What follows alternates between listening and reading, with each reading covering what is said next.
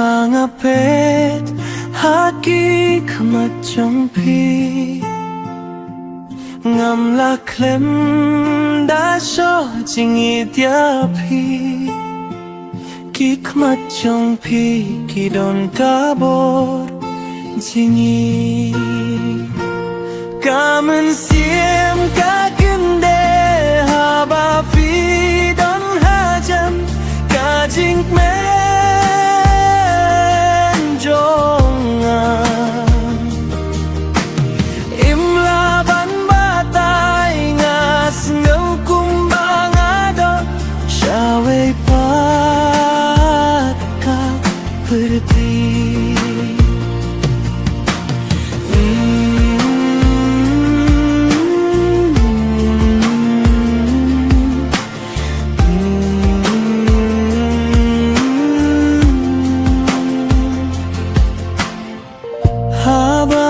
Habang-apit haki kamachongpi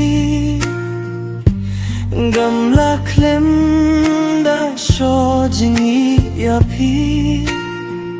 Ki kamachongpi ki don kabor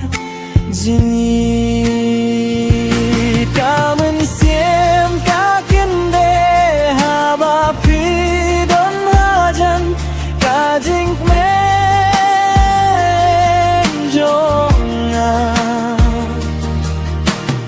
Imla ban batai ngas ngau kumbang adon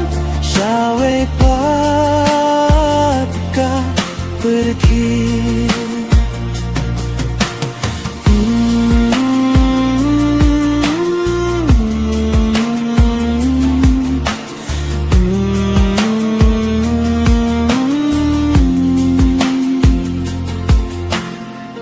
Filong ki klur bayalam lintianga